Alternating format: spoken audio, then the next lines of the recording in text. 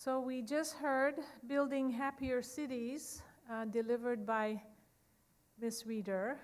And I'd like to now introduce our second speaker, Mr. Ricardo Alvarez.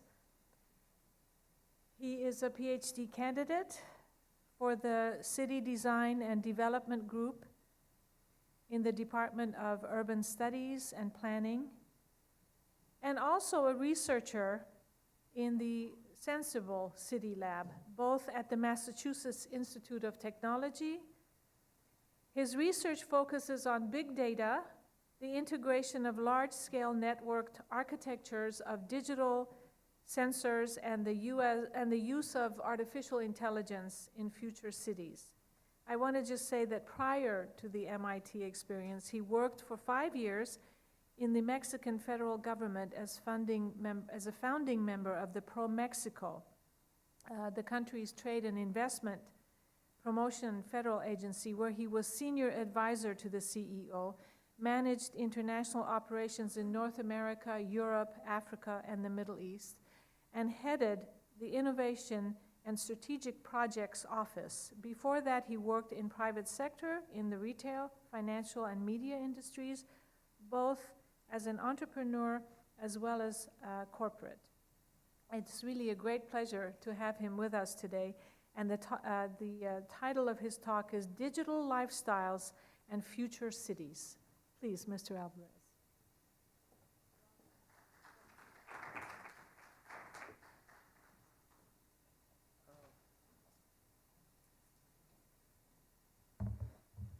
While I set this up real quick, so I have to disconnect you from here. And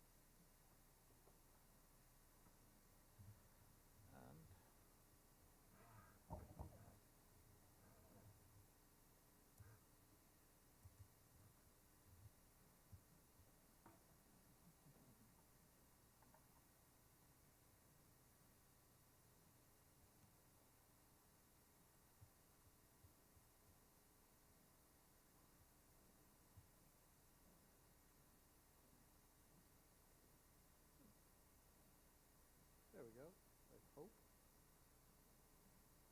Aha.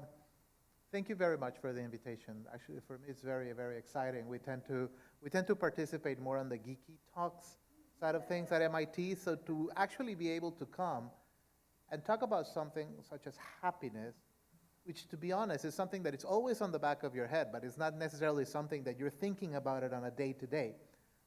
So I have to say, for me, making this slide deck was a very interesting exercise, because on one hand, it was interesting revisiting some of the projects from the lab, but looking at what is the perspective, what is the connection, okay, between the topic at hand of this conference. I'm Mexican, so I tend to speak very, very fast. If at some point somebody misses me, just raise a hand. I'm very low maintenance, so I will talk slowly.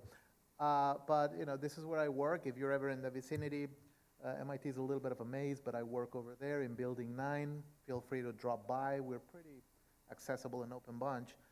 And today I'm going to talk about some of my work, but I'm also going to talk about some of the work done by the lab.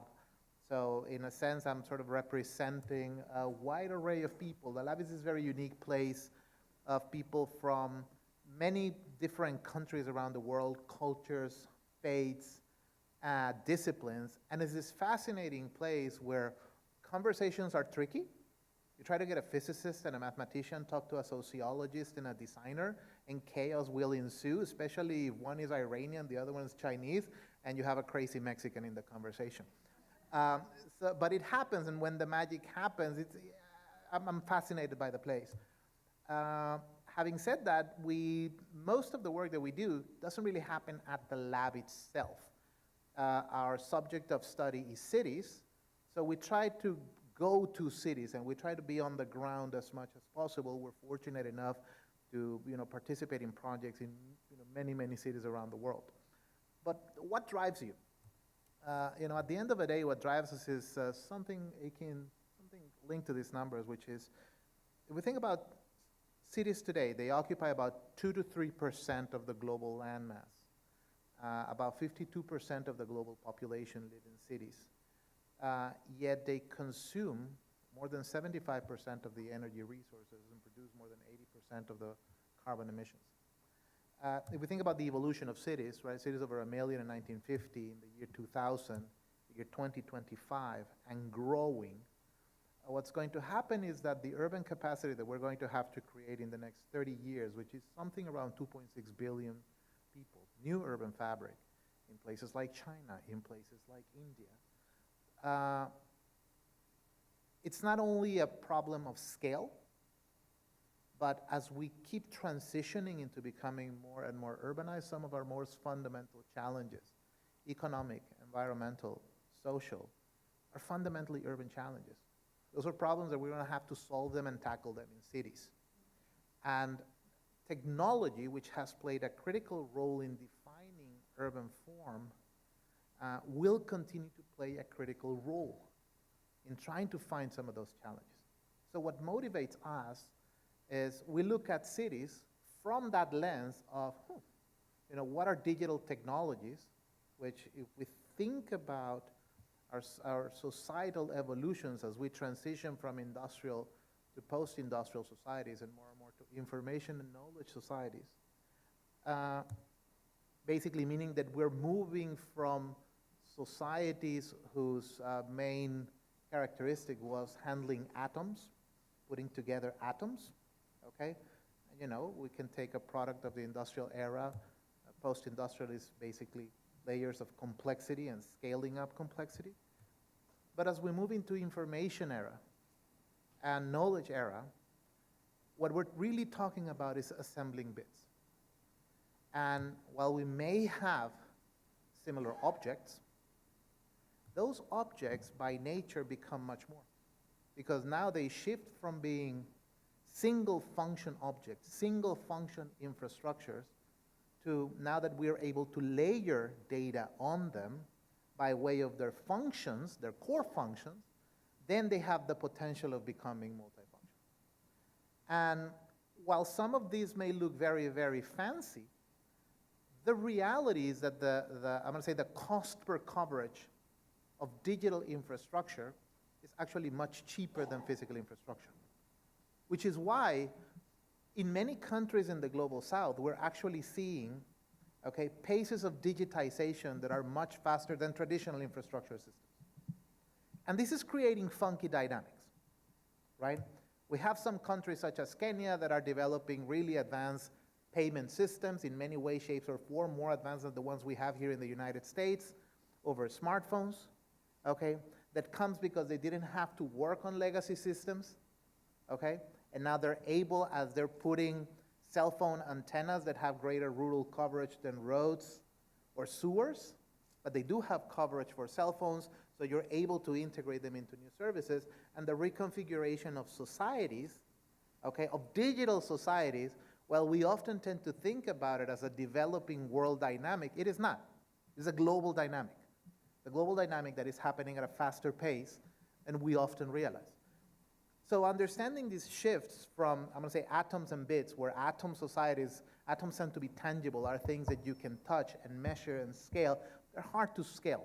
They're hard to shape. When we move to bits, they are intangible, but they're infinitely scalable. And they're able to go global in an instant. And these networks change really, really fast, and the infrastructures upon which we're basing this social reality evolves really fast. If we think about the internet in 1973, this is like one of the original maps. MIT is somewhere over there. Stanford is here. And this was it. Fast forward a few decades. Oh, that disagreed with me. Fast forward a few decades, right? And this is how fast this happens, right?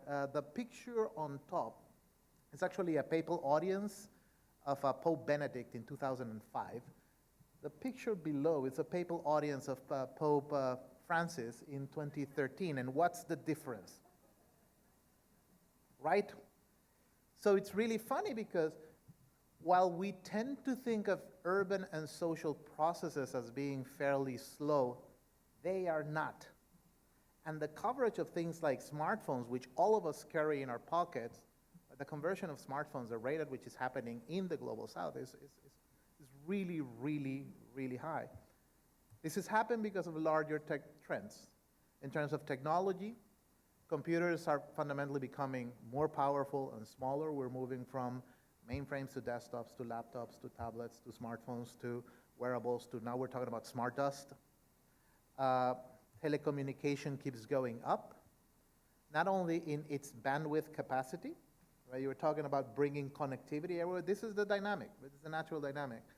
But it's growing in bandwidth capacity at the same time that it is becoming ubiquitous, wireless, everywhere, to the point that we just take it for granted. And it's funny to think, but most of the things that are actually connected to the internet are things, not humans.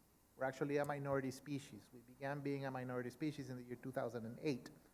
So today, we have far more things connected to the internet than humans connected to the internet. Cisco projects that by the year 2020, there's going to be about 55 billion connected devices to the internet versus 7.5 billion humans.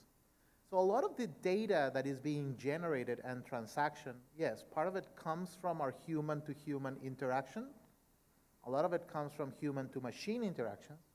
And a lot of it happens from machine-to-machine interaction. All of those architectures are generating and interchanging a staggering amount of data, right? If we think about 1992, the global internet exchanged in 1 year 0.01 gigabytes per second, right? If you fast forward to 2021, the projection is 3.3 zettabytes. So this is just exploding and exploding and exploding. Now what does it mean beyond the numbers? What it means is that in the early stages of our information societies, I'm going to go to the 70s, early 80s, basically human labor was cheap, data was scarce, and machines were ginormous and expensive. So our capacity to do this at scale was there, but it was limited. Fast forward 40 years, and what we have is that humans are becoming more and more expensive, and this is coming at a different pace in different regions around the world. Machines are becoming very, very cheap, and data is ubiquitous. And this creates some fundamental opportunities and some fundamental challenges. Some of those challenges we have read a lot about. Automation, right? What is it that we're doing with automation? Not only in terms of manufacturing, but also in terms of artificial intelligence. More and more we hear about this reality, and it's a scary reality, okay? And it's not an abstract reality, by the way. This is a map of the potential danger of jobs facing automation by the year 2035. But good luck if you live in Las Vegas, by the way, because about 63% of the jobs in Las Vegas are subject to automation. This is happening at a much faster rate. So the notion of job substitution because of technology is not a new thing. We humans have been crying and battling machines taking over our jobs for the past 200 years. The first actual demonstration, I believe, was in 1806, with people demonstrating about the spinning Betty in the early Industrial Revolution. And typically what happens is that we humans adapt, right? Once a machine takes over a job, it means that it no longer creates enough value for it to justify a human. There's usually a scale, a transitional scale. But what's different today is the pace at which this is happening and whether our economic systems are able to, absorb that pace and that impact. So when we have realities such as this, okay, these have externalities that are both very positive in terms of net economic production and negative in terms of distribution. So a lot of what we do in the lab is we're trying to look at that data reality and say, okay, if 80% of the data stored in the world is privately owned, right? Sometimes the public data in many places is harder to get. How can we use this data for public good? What's the spin? Because one thing that it is clear, and I don't want to sound like a technological determinist, but one thing that it is clear is that technology is not going away. And the natural pace of technology is not going away, okay? But if we really want to think about in terms of what are the positive mediations in between our digital realities and our physical and social realities in a way that are human-centered, this is not a trivial question. But it is a question that pushes us toward a certain degree of agency. Or as Herbert Simon said, right, in Science of the Artificial, it can be a function of design. He talked about how science and design, you know, with science you try to explain things as they are, but in design you try to imagine things as they could be. And this is interesting because they intermingle in our way of projecting a better positive future. So the work that we do in the lab, we sort of gravitate between one and another. On one hand, the vast volumes of data, and I'm going to show you some projects, allow us to see hidden, invisible realities of very large-scale systems that before just weren't possible, and we always try to look at them with a human-centric eye. But then it's about what can we do with this? How do we reinvent or change or alter or modify existing systems, right? So let's talk about understanding. I'll give you some examples of what I mean by this power. A few years ago, we decided to trash track. How cheap will these technologies be, right? That we're able now to embed them in trash, something that is considered worthless.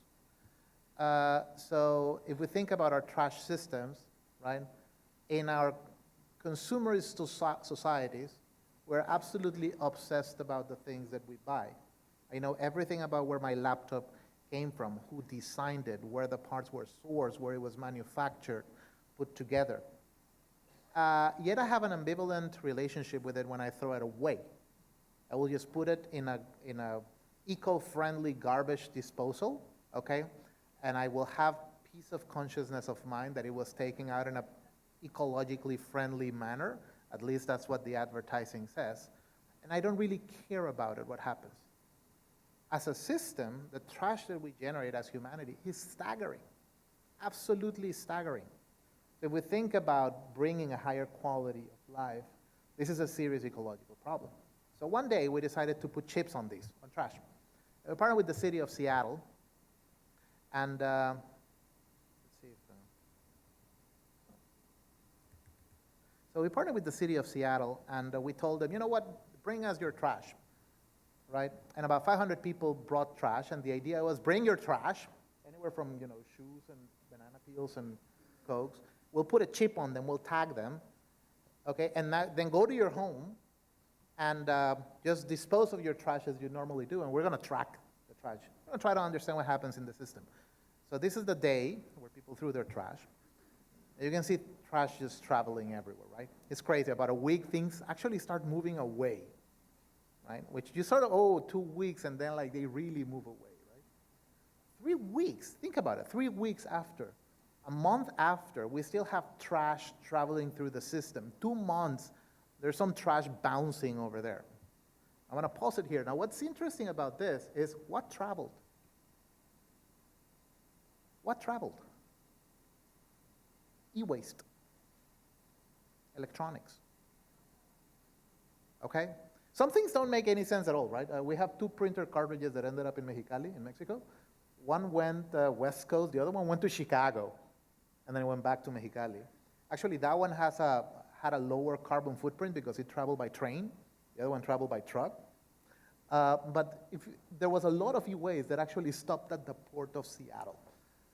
What we learned from this is that, you know, as a society, you know, the knowledge to dispose of a banana peel and a can, it's fairly common. It doesn't scare us. The knowledge to dispose a laptop screen, a battery, an ingot, is exotic, and the natural reaction is send it away, away, away. Later, we did another project that focused only on e-waste, because a lot of it actually, our tags got picked up at the port of Seattle. So what does away mean when you're the port of Seattle? It probably means Asia. So we did a subsequent study where we tracked only pieces of e-waste, and a big chunk of them actually went to Southeast Asia. We had the GPS traces, and we picked their location, and they were all in places like this, with people taking them apart by their hands. So we're at a moment in time where we have these technologies that are capable of shedding a light in this human and systemic dynamics that are often invisible. One, invisible because we don't want to see them often. Two, because they are invisible because it's very hard and it's very expensive to actually operationalize. How do we see them? So these technologies can help us.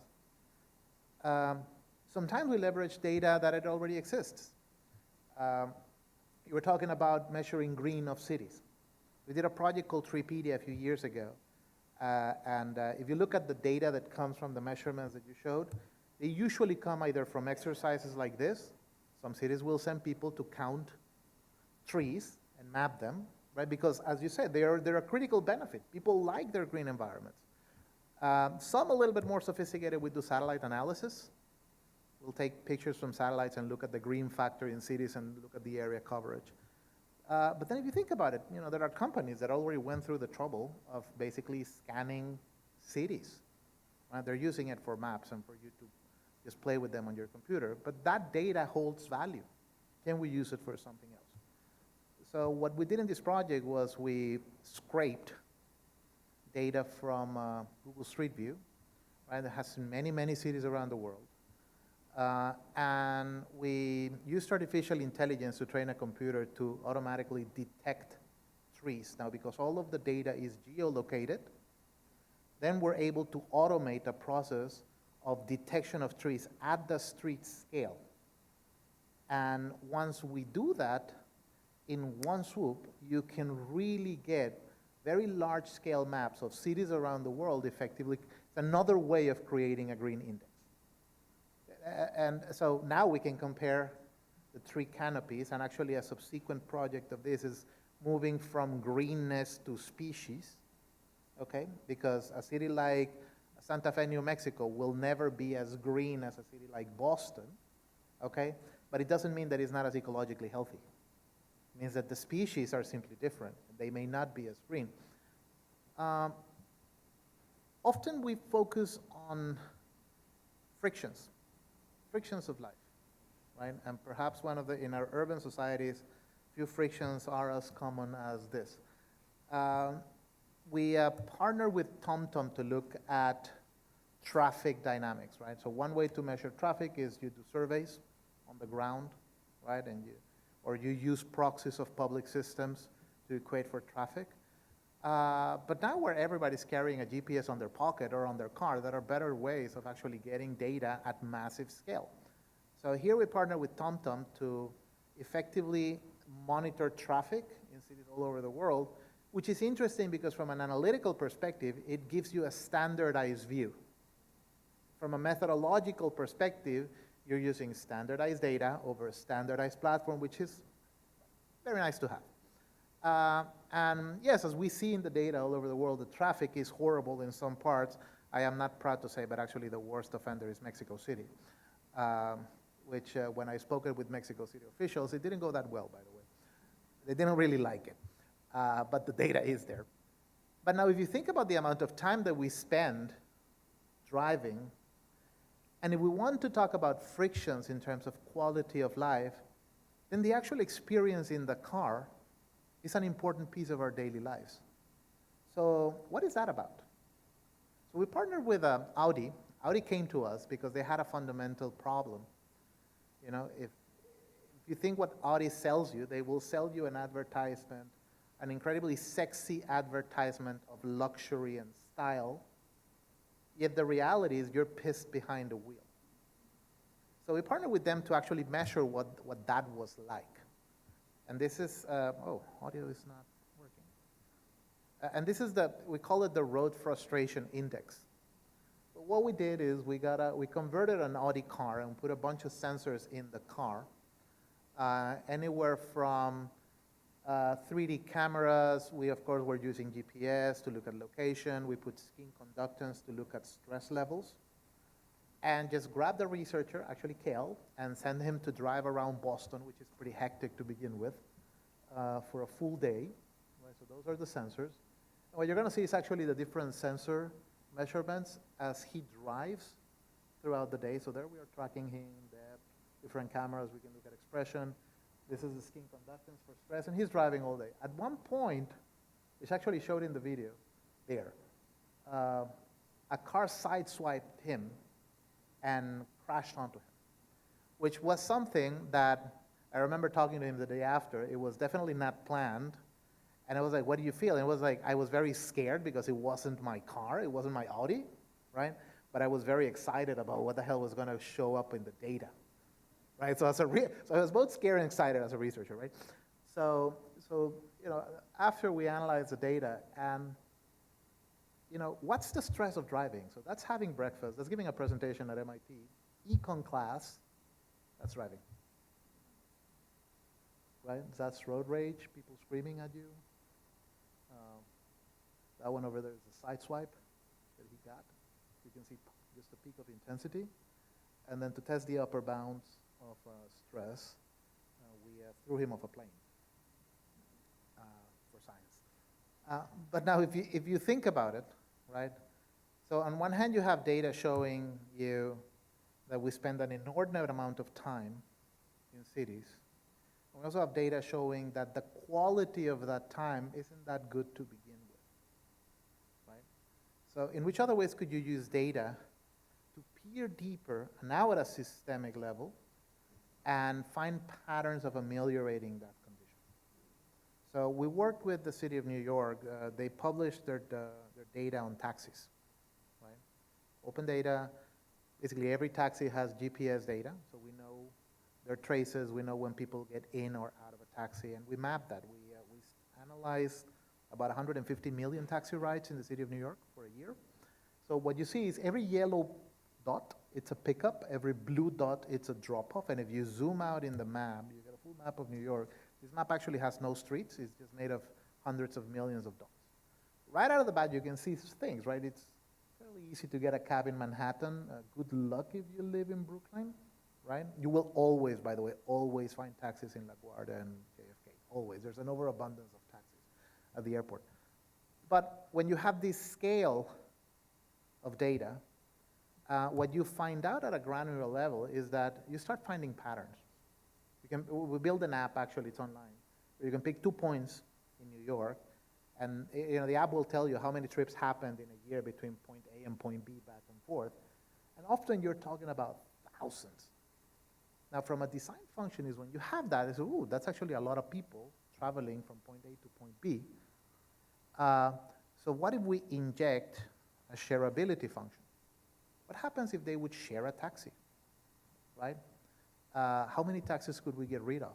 And what we found was that if New Yorkers were willing to share a cab, right, and go up out of their way for about 2 minutes, about 40% of the taxi rides in New York could be shared. If you increase the delta to 5 minutes, about 85, 87% of the taxi rides that can be shared. Later we ran that study. We said, okay, wait a minute, but New York has a very unique typology, right? So how much of this is generalizable to other cities? So we ran the study in cities like San Francisco, Singapore, Vienna, and it actually holds. It holds fairly well. So when you have that sort of evidence showing that you can effectively, you don't need as many taxis, and they generate a lot of traffic, then how many taxis do you need? So we did a subsequent study, which is basically flipping the coin, on saying, you know, can I take taxis out of the system? And this is all the taxis moving in New York. And what happens if I start taking them out? How many can I take out, but still maintaining the same levels of service as a public transportation service? And it turns out that we can take out about 40% of taxis.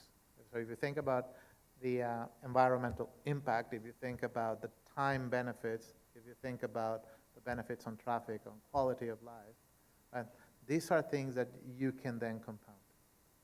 Right? So we've been in conversation with cities about implementing this sort of logic. Actually, not soon after we published the first work, Uber came knocking down our door because they've been working on Uberpool. And the study effectively became a kind of a scientific validation of the opportunity, of the idea. So we've been working on these systems in several cities around the world. Often what we see in data are also things like social configurations. If we think about a big part of our identity and a big part of our happiness is, who do we associate, who do we communicate with? What are our patterns of communication? We often encode those in systems. There's probably no clearer example of this than boundaries we define on a map. At some point, if we take the map of the United States, for example, each one of those boundaries, they were defined most of the time. If there's a wavy line in a map, there's a topological or geographic condition, such as a river or a mountain. If it's a straight line, that usually is a political process of either negotiation or contestation. A straight line effectively means from here on is my piece of land, it's your piece of land. It's actually quite sharp. But in essence, this is a map that was drawn in fundamentally late 17, 18, and 19th century realities. How would we redraw those maps and those social configurations at scale if we had other way of tracing larger scale patterns? So we partnered with, in this case, AT&T, and we had access to about 300 million call detail records. And we just wanted to say, okay, well, let's use as proxy, who do Americans talk to at scale, right? So you have the states, have the original states and counties, and as you start looking at the patterns of communication, they just start exploding and exploding, and they keep growing and growing and growing. And when you aggregate them, it's a long video, so I want to skip it. What you get is this, right?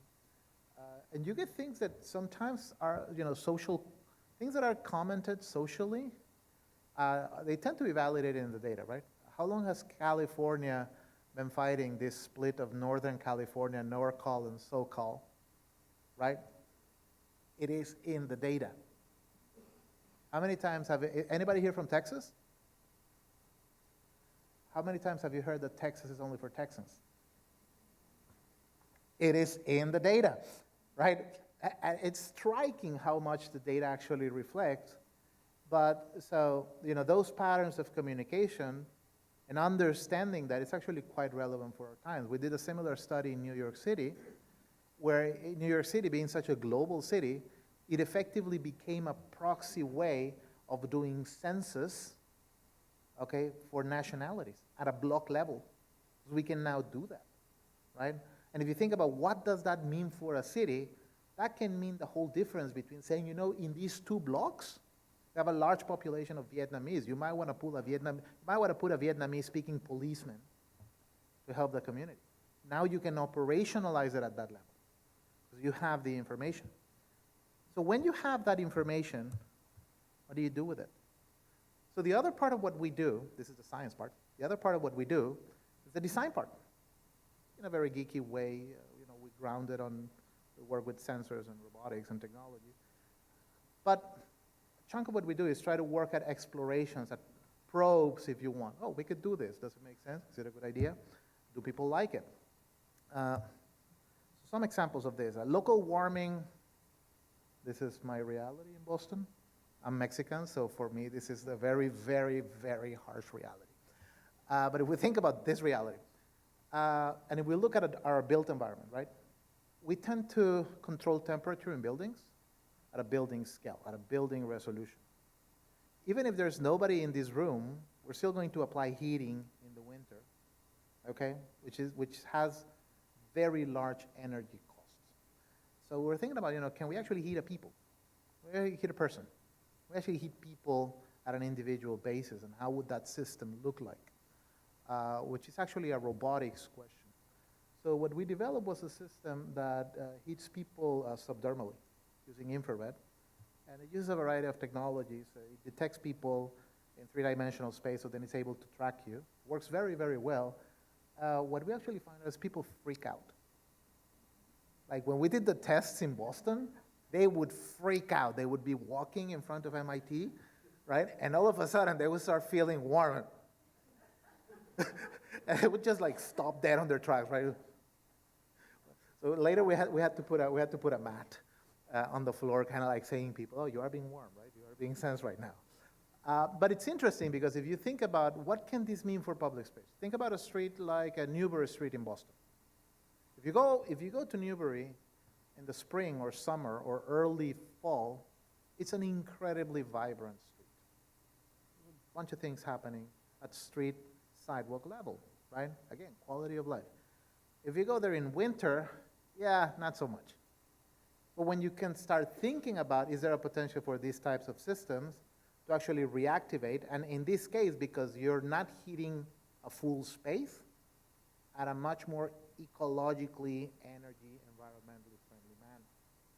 What can these technologies mean at building scale, right? Is it a different arrangement? What does it mean? We did it originally for heating. How do you do it for cooling, right? This notion of personal temperature control. And we're now actually seeing some of these systems being used in real buildings. The Agnelli Foundation building in Italy is actually installing the first one on their new headquarters. Sometimes our explorations have to do with systems that we don't pay attention to. So Underworlds was a project that was originally inspired by a study done in 1853 by Jon Snow, not the Game of Thrones variety, the Victorian London variety. In 1853, London had a massive cholera epidemic. And at that time, people didn't really know if cholera was waterborne or airborne transmitted. They just didn't have that knowledge. So Jon Snow, he did the first study, systematic study, of looking at people who became sick, okay? And he was able to trace their sickness to a very specific water pump that actually got water downstream from a hospital that was treating cholera patients. So he was the one, through that map, it's a very important visualization in the history of database and health. He was able to sort of find the link in the chain. So what it also means is that there's a lot of valuable information that travels in systems like our sewers, right? Very, very valuable information that today, quite frankly, we flush it down the toilet, right? And at best, we go and study it in water treatment plants. And if you go and study a water treatment plant, you have two downsides. One, you're going to find about 6-7% of human material, human-based material. But two, because a water treatment facility is at the end of the line, you have no readability on how those traces change through the system. So at some point we had the bright idea of, let's sample at the hyperlocal level and let's look at manholes, right? And we did this. So we went and sampled. Very fast we discovered that you do not want to do that. It's not a very pleasant job. It's not a very pleasant activity. So being at MIT, what we did is we designed a bunch of robots to do that for us. And it's funny, the robots may seem exotic. Actually, the first robot was Mario. He goes down pipes. The second one was Luigi. And it's funny because we tend to think of robots as very sophisticated technology, right? And they look very sophisticated. These things were made out of spare parts that we bought off the shelf at Micro Center. Right? Like literally are very cheap Arduino boards, right? It's the human IP and development that's far more costly than the actual hardware development of it. But what we do with these things is we send them down manholes now to do the icky part, which is the sampling for us, right? And you can install it on any manhole, and the thing will just go down. And it has both pumps as well as microfluidics, and it will extract sewers. It's highly portable. You still have to dress like that to get close to a manhole. But I'm gonna. So, as it goes down, the pipes go and they collect samples, and those samples we can basically use them to analyze presence of bacteria, viruses, chemical traces. It's just easily controllable through a pipe, right? And what's really interesting is not so much the robot, but the information and the data that you get from it, right? So when we analyze, now, at the local level, what you're talking about is detection of thousands of bacteria, thousands of viruses. We can then classify each type of virus, each type of bacteria. And when you have an analysis over the flow of the system, then you know the variations. This is very important for health.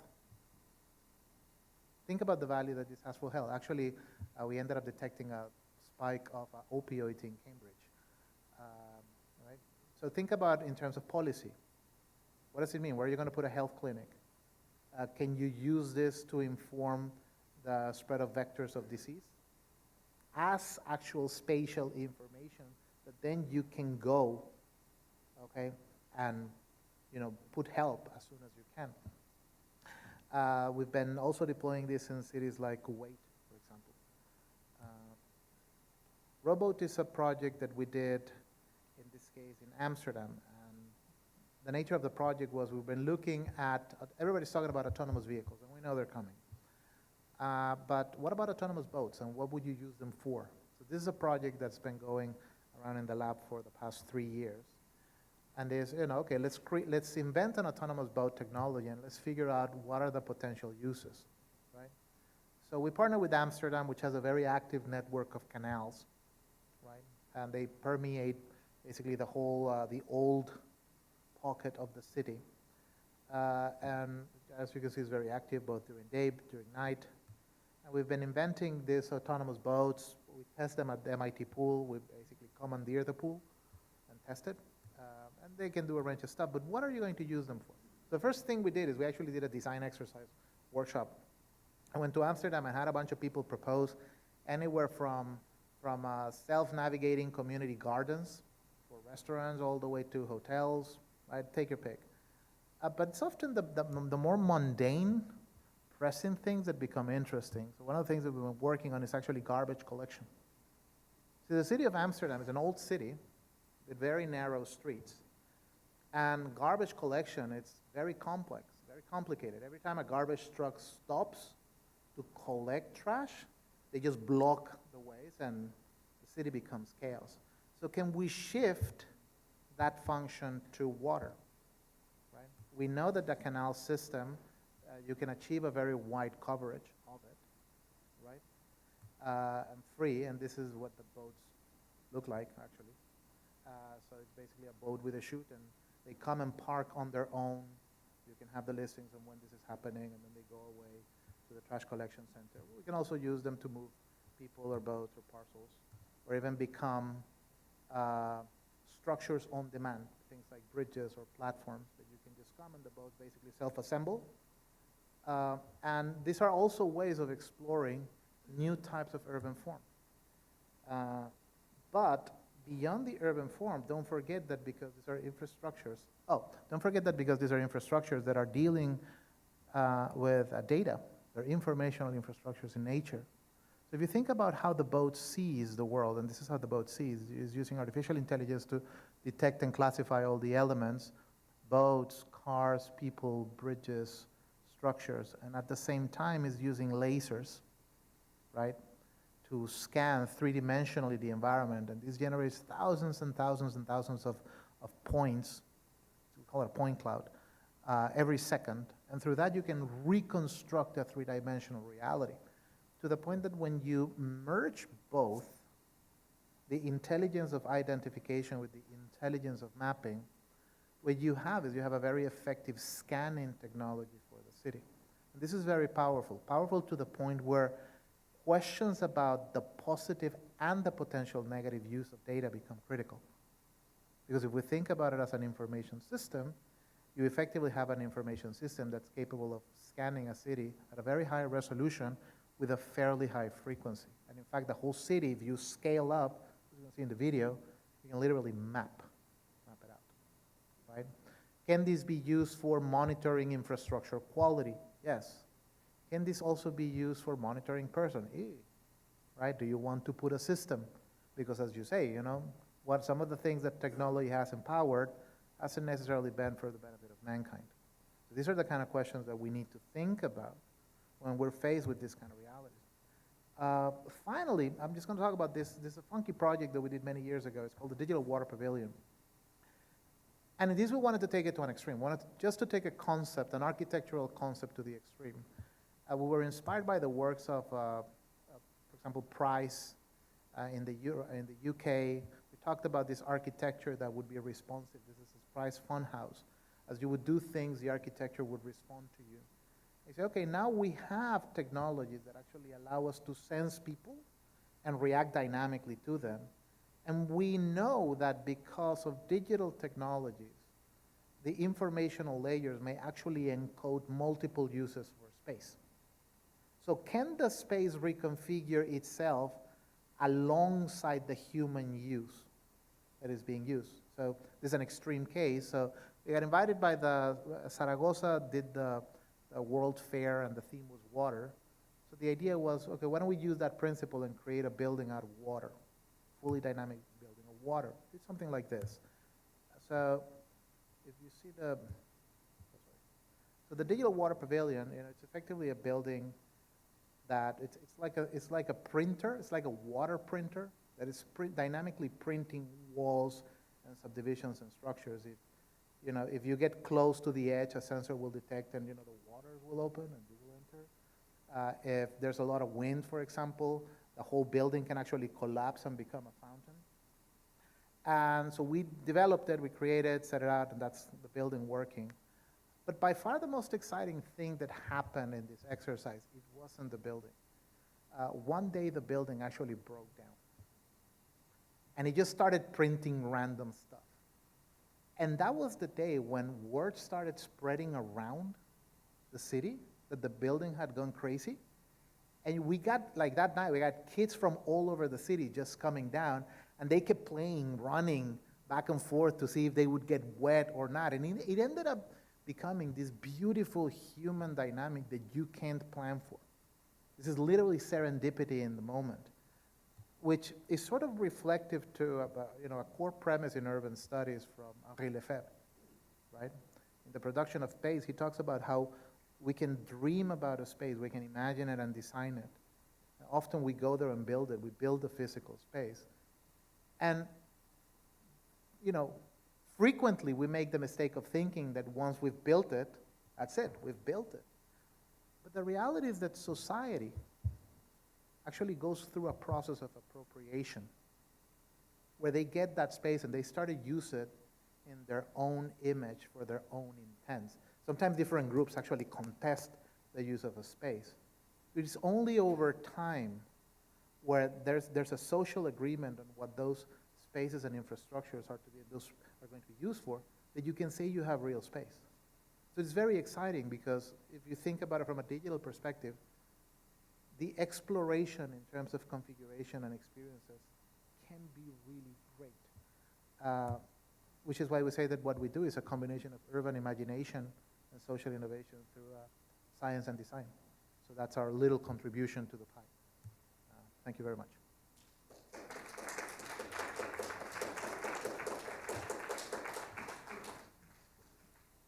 Thank you so much. What an interesting project. Projects, yes. I was envisioning that the whole world has just literally shrunk. I mean, now you can pretty much know where everyone is at any moment, right, through this. Anyway, questions. Time for questions. Just one, let me, no, we gotta.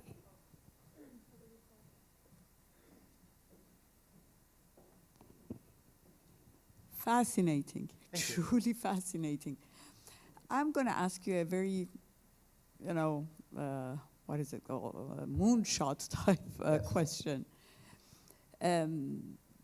Given the environmental constraints that are limiting a lot of things and have to change, and therefore we have to all change our patterns of lifestyle and everything, will this digital revolution, in your opinion, promote socialism? And I don't want to mean from the political side, but the sharing economy, sharing space, sharing environment, water, whatever was perhaps Karl Marx's utopia. Is this going to enable an infrastructure that promotes that? People living, cohabiting in a more harmonious manner, because now the environment is limited unless we find another globe or Yep. another planet. This is it. We have to make the most out of it. And of course, technology probably can permit some of that. So it's actually a very tricky question, and let me tell you why.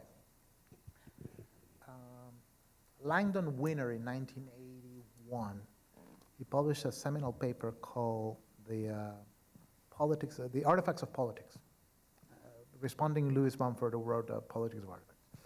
And his main argument is that you can actually encode political intent, okay, through design.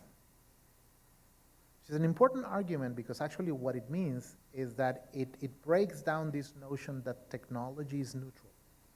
It's not neutral. You can actually encode values in the way you design the technology. So this is important because when you look at the large-scale systems that we're putting together, okay, it actually falls on us as society in framing out the constraints and limits of the technology. I'll give you one very, I'm going to say, contemporary example of this. Facial recognition technology, right? If you look at face recog in Europe, right now it's a big no-no, anywhere from the legal, right, and the way privacy is being encoded in things like the GDPR, right, and what kind of information you can keep, for how long, under which circumstances can you capture that data. So it's not about only the architecture, in this case of cameras. Right? So London is one of the cities that has the largest amount of CCTV cameras in the world, right? So if you pare it down with a technology as fundamental as being able to detect a single individual, that's a very powerful piece of technology. So Europe has fundamentally said no. Here in the US, it's more of a laissez-faire kind of thing, right? Whereas the discussion is socially not that acceptable, but if you're on private grounds, the truth and legally is that you can fairly much do whatever you want, okay? So you do see face recog under things like national security. You also see face recog for private use. If you go to China, okay, the largest data, so first of all, China is putting cameras everywhere. I was in China about 2 weeks ago, right? Literally, there's a camera system that the city of Shenzhen is putting, that the system is called Skynet, right? For this, everything under one heaven. But I kept telling them, like, oh, for a Westerner, something like this being called Skynet is not the best kind of connection. They're really proud of it, by the way, right? Proud to the extent that you can pay your Kentucky Fried Chicken with your face. You can. Proud to the extent that if you talk to China, recently, about 6 months ago, the Chinese government picked an offender, a crime offender, in the middle of a 65,000 people concert because they picked his face. And when I was there a few weeks ago, they told me that there was a case of a guy who jaywalked the street, and by the time, after, like 2 minutes after he got to the other end of the street, he got a notification on his cell phone of a fine for jaywalking. Ooh. Now the funny part is that the cultural association of the technology for many of the people that I've personally spoken to, is not necessarily creepy. And this is interesting. It's an interesting phenomenon. Because I've talked to many people, and they're like, yeah, we can do this, and now you can pay with your face, and now it's good that the state is putting order here. But if you have another cultural or historical background, you're probably saying, oh, I'm not so sure that's a very good idea. So it befalls on us to be able to establish those limits, to be able to understand. Sometimes we're way beyond that discussion. We're, frankly, 25 years late to the discussion on whether we want to put cameras in London, okay? There you have a secondary discussion, which is, okay, now that I have, hundreds of thousands of cameras in London, all of them for surveillance, can we extract other benefits from those cameras, other type of social benefits? And what are the restrictions? Right? This is an ongoing discussion. So you can design better systems, okay? That will have, absolutely will have greater environmental impact, both positive and negative, okay? As physicists at MIT say you cannot ultimately beat the laws of thermodynamics, right? So those systems will have to consume energy. So you better make sure that they also optimize energy, if you think about it. But you want to design those values in the system. The best way to do it is, one, by educating society, the power of these platforms, so that you can have an educated social discussion around it. And that is, frankly, not what is happening today, okay? Today, we're still wowed by the coolest app that I can download on my phone without being critical about what that means at scale. A lot of what we try to do is actually educate on that matter. Yes. May I ask a question? Sorry? I have a question. Yes. You know, as I watched your presentation, and you started with the robots and spoke about Las Vegas Yes. and the jobs being lost and all that. It seems to me the Industrial Revolution actually increased the Yes. level of employment for Yes. the vast majority, really, of the world's population. Yes. I don't see that with information technology, the direction we're headed in. I don't see this as, do you foresee that eventually this will also lift the world? Yes, but there's some tricky steps that I believe we're going to have to manage. And quite frankly, I think that some countries are better placed to manage them. If we think about what happened in between our agricultural feudal societies, pre-industrial revolution, and what happened in the industrial revolution, is that from an economics perspective, we've fragmented the notion of value creation in terms of the individual. Before, people used to be capable of creating complete value that you could place in the market. Afterwards, because of the sophistication of whatever we produce tend to increase to the point that it outpaced our capabilities, we had to specialize. That specialization, it's a structural change in the way we produce. One of the benefits is that we can produce at mass scales, therefore our net economic production grows. But a downside is that it grows at the expense of the liberty of the individual, because the net value of the individual within the chain actually diminishes greatly. What you're seeing, and if you follow the 19th and the 20th century at scale, okay, the configuration of our productive and labor systems effectively follow that logic. Now, what is happening today is that you have technologies that are very, very capable of taking over some of those jobs, and some of those jobs will go the way of the dodo, okay? And we shouldn't be scared about that, by the way, okay? Jobs go in and out of fashion. When was the last time somebody needed a cobbler, right, or a metalsmith, right? They were pretty useful about 500 years ago. We tend to reinvent new jobs, okay? Effectively speaking, when a machine is able to do what a human can do, you've commoditized the function to the point where it probably wasn't even a good idea for a human to be doing it in the first place, okay? The problem is not that. We will invent new job functions, okay? No, the problem is the in-betweenness as the system transforms, okay? And that in-betweenness comes at a great human cost. There's a difference when this process of substitution happens gradually to the point where you can effectively operationalize policies to systemically help that process happen, as to moments where you have two conditions. One is pace. It's happening really, really fast. So if we see this percentage of jobs, okay, with a potential danger of being substituted, can we enable policies, okay, that allows us either A, to capture a large chunk of that wealth and reinject it in the system, which is why many countries have been talking about a robot tax, number one. Number two, do we actually dare about talking about redistributive policies, right? And for that, some countries, that's not an alien conversation in some countries, right? We can go to, the Nordic countries. Good luck trying to push that here in the US without being hotly debated. And quite frankly, good luck setting that up in places like my country, or many other places where corruption is rampant to a point, whereas even if the discourse sounds good, you're like, ooh, I'm not so sure I want that. I'm not so sure it's going to be effective. That's number one. Number two is that these technologies actually compound in a way that is similar to capital in the industrial age. Now, the new capital is information and data.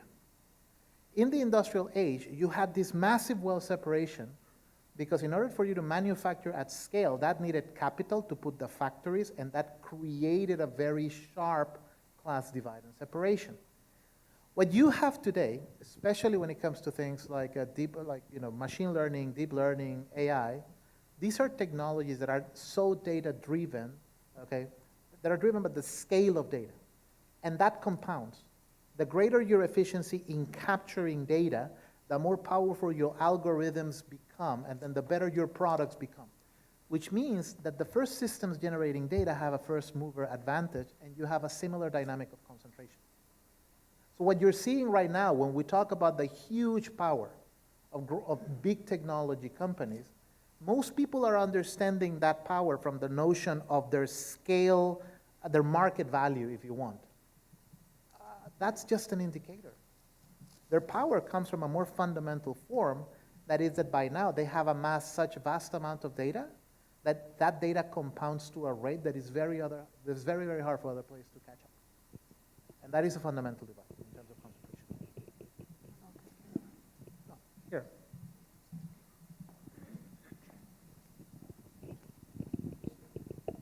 Ricardo, amazing talk. Thank you. But I'm going to give you a hard time. Yes.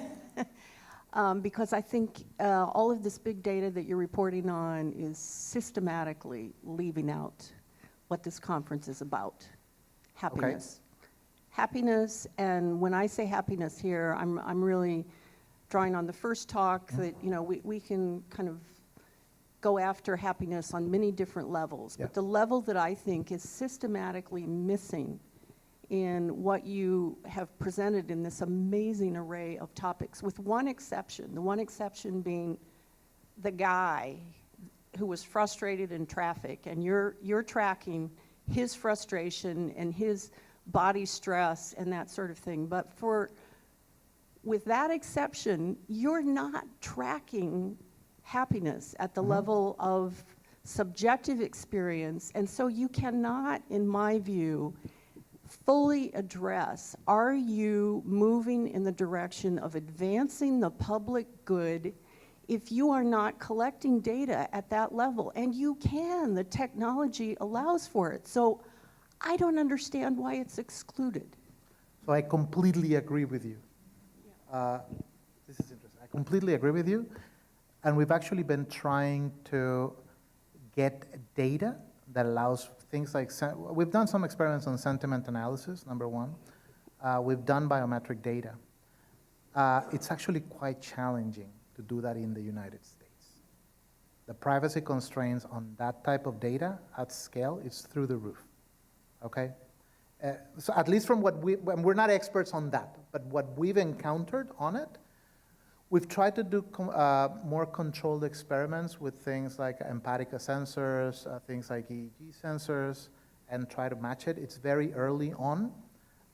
Quite frankly, there are disciplines like environmental psychology that are way further ahead to what we are doing on that regard, and we completely accept it. It's an area that, you know, we've been looking at communication, body sensors. We haven't been able to get data at scale. And I completely agree with you. What I try to talk here, precisely because the projects that we do, they weren't originally centered from this perspective of happiness, okay? But they were centered from a perspective of either understanding I'm gonna say a noxious system that is creating harm in society, or removing frictions in a system, hopefully with the goal of improving people's lives. Okay, so while it might not have that direct link, now I'm going to say at the personal happiness level tracking, except for the road frustration index, I do think that they are systemically interlinked to create better conditions of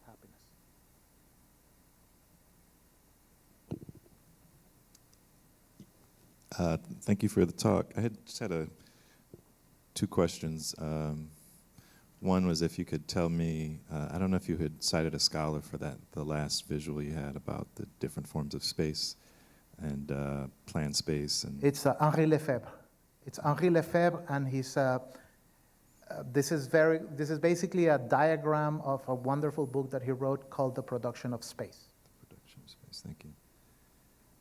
And I was thinking about that in terms of the data in the digital sort of age, and how looking around and how we're experiencing society has sort of become a Trojan horse for that latter part, Yep. right? And so I kind of wanted to get your viewpoint.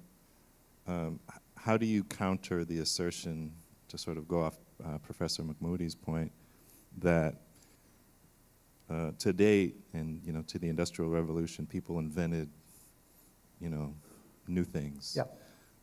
Trains and planes and automobiles, but that in this age, there's not so much invention, but we're just developing better rulers to measure what already exists, and that data is also sort of invented in a sense, meaning we can. It's sort of functionally infinite, that we can keep developing Yep. data for this room, and Yep. but that we're not necessarily doing new things, and that philosophically, that creates problems as people try to understand their own value and meaning in the world. So what's sort of the counter argument to that? First, we have to understand the processes by which we do invention nowadays. We actually did a research project in the lab looking at MIT as an innovative ecosystem, right? If you look at the traces of patents and papers, it's just one proxy for measuring innovation, you're going to find that we've shifted from this notion of the lone genius inventor, okay, to social invention. Actually, the number of scholars on average writing papers today is much greater than before. And those processes, we see it both in patents as well as in papers, more and more are multidisciplinary in nature. And actually what we looked in the study was, we found not only that, but we also found that there was a spatial connection in terms of actual distance. We tend to think that because we've virtualized all our communications, it's the death of distance. We don't need to be in the same room. That's actually not true. It actually benefits a lot to have people, okay, being in actual physical proximity. So that's on one hand, that the way in how we are innovating, it's changing, okay? The tools that we're using to innovate, they are also changing. And the end product of innovation, it's, I'm gonna use this as an example, right? We might argue, trust me, I'm still waiting for my flying car, okay, that I grew up dreaming of as a kid. I really am. But to diminish the inventiveness of this as an ecosystem versus something as visible as a flying car would be not recognizing the impact that this has.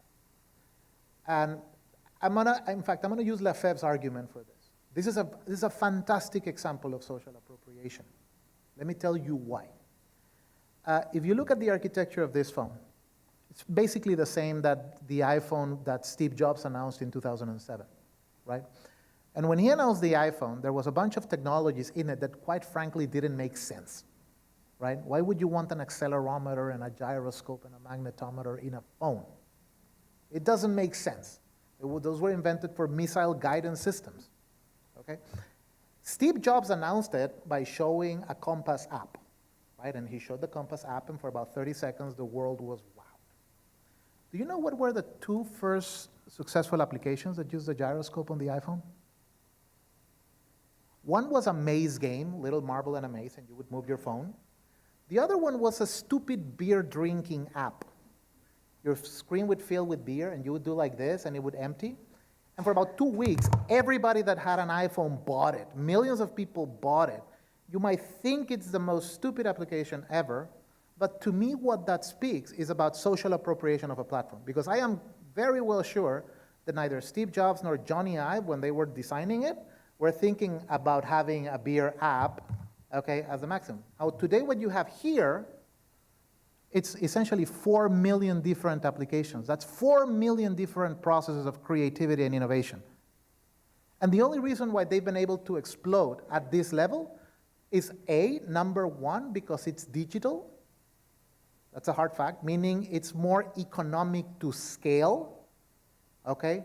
So the barriers of entry for a lot of people, okay, and that's a big if, by the way, if you have the technical acumen, but the barriers of entry, at least in terms of capital, okay, were dramatically lower, number one. Number two is because you didn't conceive this as a single stream device, because this was conceived essentially as a platform for development. And what you have, to me, those 4 million applications that exist in the ecosystem are very much equivalent of a social appropriation flow process, okay? In this case, in the digital realm. So the truth is that if you look at patents, we've never been generating as many patents as we are right now in the history of mankind, okay? We just have to understand the nature of those patents. We have to understand that in the history of technology, sometimes we have fundamental technologies that come and change the landscape in a very Schumpeterian way, if you want. And then everybody goes and reinvents, right? And you have kind of a bonanza around it. But I also understand that it's very easy to fall into the trap of just sinking deeper into the data and pretending that that is innovation, because it is most definitely not. Okay, thank you so much for that very interesting presentation. Thank you. Thank you. And I'll let you.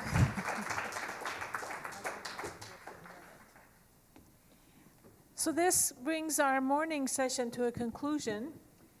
And I'd like to just ask if the audience would like to stay through these doors on my left, your right. There'll be lunch served momentarily. So please join us there. And we will come back at 2 p.m. sharp for our next speaker. Okay? Thank you very much. Wonderful morning, right? Wonderful morning.